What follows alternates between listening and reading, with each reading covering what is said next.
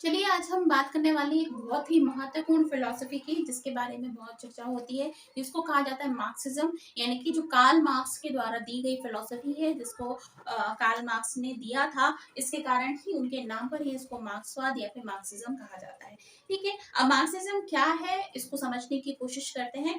तो Karl Marx, जैसे कि मैंने बताया, कार्ल मार्क्स ने ये फिलॉसफी दी थी। इनका कहना था, इसको साम्यवाद भी कहा जाता है। साम्य का अर्थ भी होता है क्या, इक्वल, है ना। जब बात हम किसकी करते हैं, जो समानता की बात करते हैं, तब हम उसको कहा जाता है इक्वल।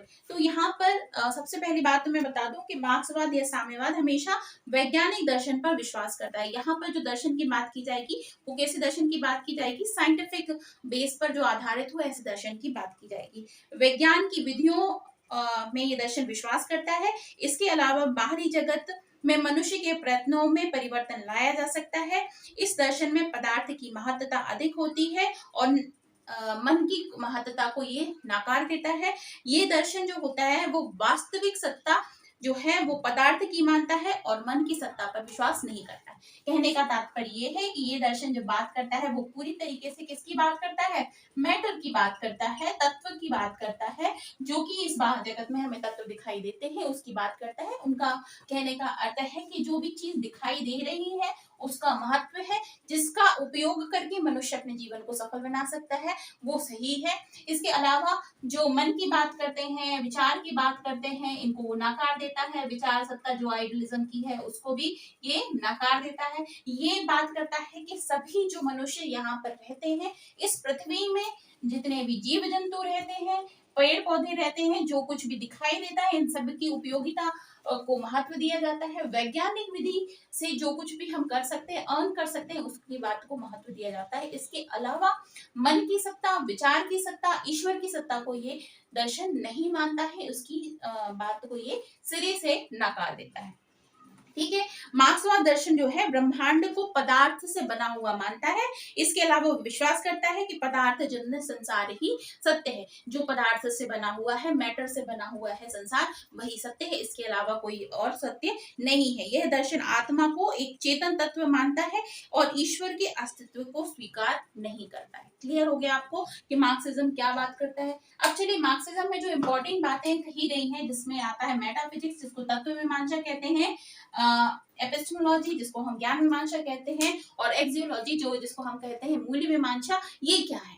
तो मेटाफिजिक्स, सबसे पहली बात तो तत्व मीमांसा है। तो ये पूरा दर्शन किसको मानता है, तत्व को मानता है, मैटर को सत्य मानता है, ब्रह्मांड को भी पदार्थ से बना हुआ मानता है। इसलिए तत्व को मानने वाला दर्शन होने के कारण ये बताता है कि जीवन को सुखी बनाना, सुखी जीवन यापन करना बहुत महत्वपूर्ण है। और सुखी जीवन यापन हम कैसे कर सकते हैं, प्रकृति में जो कुछ भी सामान है, जो भी चीजें दिखाई दे रही हैं, उसका उपयोग करके अपने जीवन को आप सुखी बना सकते हो। मतलब तत्व को, मैटर को, फिजिकल जो चीजें दिखाई दे रही हैं उसको उपयोग करके बना सकते हो। एपिस्टेमोलॉजी जो ज्ञान मीमांसा है वो क्या कहती है, ज्ञान आवश्यक है लेकिन क्रिया भी आवश्यक है। जो क्रियाजन्य ज्ञान होता है वो आवश्यक होता है, जिससे आप क्रिया करके अपना कुछ कर्तव्य करके जो एक तरीके से एक्शन बेस्ड जो आप नॉलेज लेते हैं वो बहुत ही सत्य होता है और वही ऑथेंटिक होता है। लेकिन वो जो नॉलेज है वो पूरी तरीके से वैज्ञानिक होना चाहिए, साइंटिफिक होना चाहिए। इसके बाद में एक्सियोलॉजी है जो क्या करता है, मतलब इसकी जो मूल्य मीमांसा है वो कहता है कि मार्क्सिज्म के हिसाब से व्यक्ति की रुचियां, व्यक्ति का इंटरेस्ट बहुत महत्वपूर्ण है। उसका जिसमें इंटरेस्ट हो उसको वही कार्य करना चाहिए। नैतिकता, आर्थिक आधार पर समाज का निर्माण, नैतिकता होनी चाहिए मनुष्य के अंतर्गत। उसको मोरल जो सही और गलत है उसका नॉलेज होना चाहिए। नैतिक जीवन की उसको कल्पना की जानी चाहिए। नैतिक जीवन में उसे पता होना चाहिए कि उसके ऊपर उसको क्या कर्तव्य उसके लिए सही है और क्या कर्तव्य उसके लिए गलत है। अगर वो मनुष्य है और हर एक दूसरे मनुष्य का हक भी उतना ही है जितना उसका है, उसका ध्यान उसे अवश्य रखना चाहिए। इसके अलावा समाज का जो निर्माण है वो आर्थिक आधार पर होना चाहिए। समाज में इक्वलिटी होनी चाहिए, किस बेस पर, आर्थिक आधार पर इक्वलिटी होनी चाहिए। ऐसा नहीं है कि कुछ तो पूंजीवादी लोग बहुत अमीर हो रहे हैं और कुछ जो है वो बहुत गरीब हो रहे हैं। ऐसा अंतर नहीं होना चाहिए। समाज की संरचना ऐसी होनी चाहिए जिसमें सभी लोग इक्वल तरीके से रह रहे हों। ठीक है, अब हम बात कर लेते हैं कुछ इंपॉर्टेंट तत्वों की जो कि इसमें चर्चा में आते हैं, जिसमें कहा जाता है द्वंदात्मक भौतिकवाद, डायलेक्टिक मटेरियलिज्म,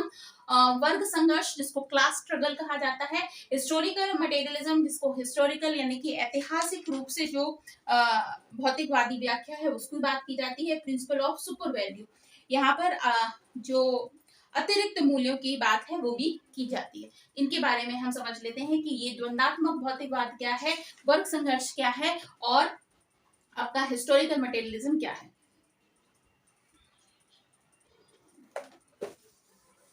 अब जो पहली बात इन्होंने कही है द्वंदात्मक भौतिकवाद, द्वंदात्मक भौतिकवाद, द्वंद्व से मतलब क्या होता है, जिसके दो भाग हों, जिसमें दो भागों पे चर्चा हो रही हो उस पे बात की जाती है। तो डायलेक्टिक मटेरियलिज्म है वो क्या है, ये भौतिक तत्व या पदार्थ विश्व में पदार्थ तत्व से बने हुए विश्व पर विश्वास करता है। इसमें आंतरिक स्वभाव को विकसित होने के लिए विकसित करना होता है, आंतरिक स्वभाव को विकसित करने या धारण करने की बात की जाती है। यहाँ पर उन्होंने कहा कि जो हमारी एजुकेशन व्यवस्था है वो दो प्रकार के द्वंद्व से होकर गुजरती है। दो प्रकार के द्वंद्व से होकर गुजरती है, क्या मतलब होता है, इसमें वाद, प्रतिवाद और संश्लेषण होता है। ये तीन अवस्थाएं बनी हुई होती है जो निरंतर और सार्वभौम है। हमारी शिक्षा प्रणाली द्वंदात्मक उससे गुजर रही है, जिसमें कि कई प्रकार के संघर्ष है।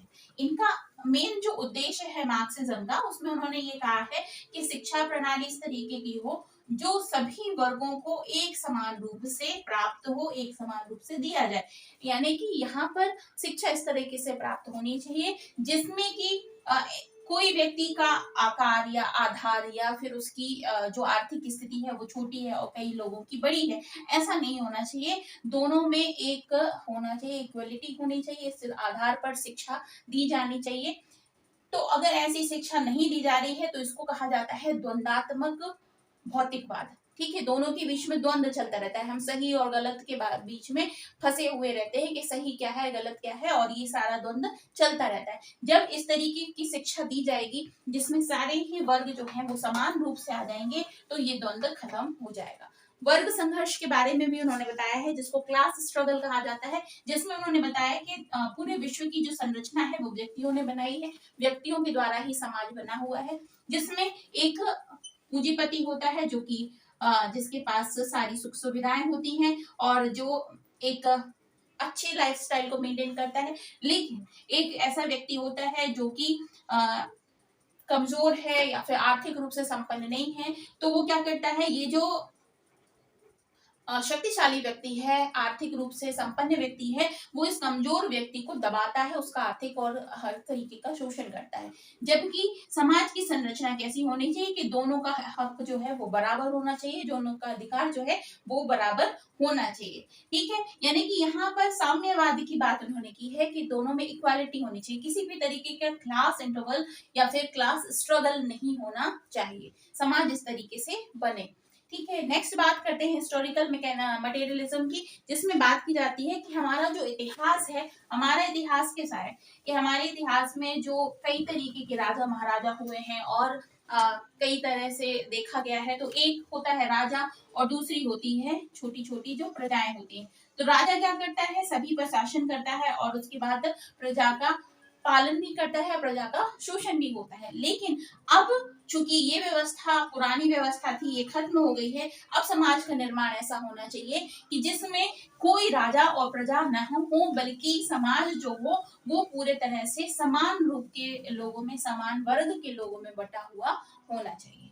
ठीक है, अब प्रिंसिपल ऑफ सुपर वैल्यू की बात की जाती है, तो प्रिंसिपल ऑफ सुपर वैल्यू में भी वो यही कहते हैं कि दो व्यक्ति हैं जो कि एक पूंजीपति है और दूसरा आर्थिक रूप से कमजोर व्यक्ति है, तो पूंजीपति जो है वो इससे कार्य करवाता है और अगर इसने कार्य किया है जितने भी मूल्य का, उसको वो मूल्य ना देकर उसको जितना उसने कार्य किया है उससे कम उसकी मेहनताना उसको प्राप्त होता है, मेहनताना उसको देता है। और पूंजीपति जो लोग होते हैं जो इनसे कार्य कराते हैं, वो इनकी ही हक का जो पैसा होता है वो रख कर और अमीर बनते जाते हैं। तो एक पूंजीपति और अधिक अमीर हो जाता है और एक जो मजदूर वर्ग का, निम्न वर्ग का तत्व का व्यक्ति है वो नीचे पहुंचता जाता है, उसकी आर्थिक स्थिति और भी कमजोर होती जाती है।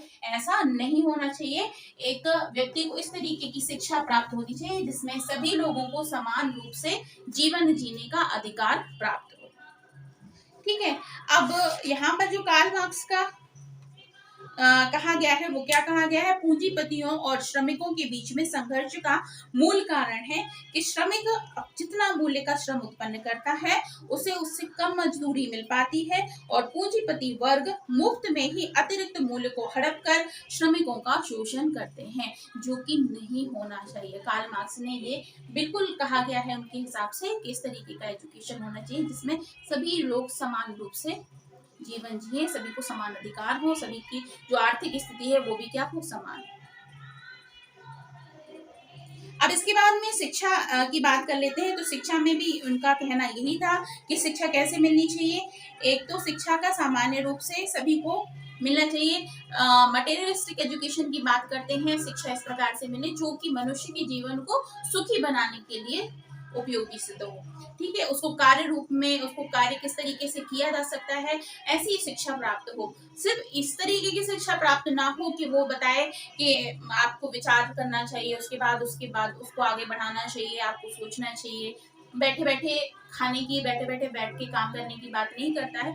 यहाँ का एजुकेशन बात करता है कि आपको साइंटिफिक वे में एजुकेशन को प्राप्त करना चाहिए और क्रिया ओरिएंटेड मतलब एक्शन ओरिएंटेड एजुकेशन दी जाना चाहिए ताकि आप अपना विकास कर सको, आप अपना कार्य के द्वारा अपना विकास कर सको, अपने जीवन को संपन्न बना सको, अपने जीवन को उन्नत बना सको। ठीक है, इस तरीके का एजुकेशन दिया जाना चाहिए। तो ये हुआ कार्ल मार्क्स का एजुकेशन का की बात। इन्होंने ये कहा है कि छात्रों को अपने चरित्र निर्माण पर अधिक ध्यान देना चाहिए ताकि सामूहिक भावना का विकास हो। यहाँ पर जो क्लास इंटरवल की बात की गई है ना, उसके लिए वो कहते हैं कि इस तरीके की शिक्षा दो जिसमें बच्चे के अंदर सामूहिक भावना का विकास हो और वह साहसी, ईमानदार, शारीरिक तथा मानसिक विकास का गुण विकसित अपने अंदर कर पाए।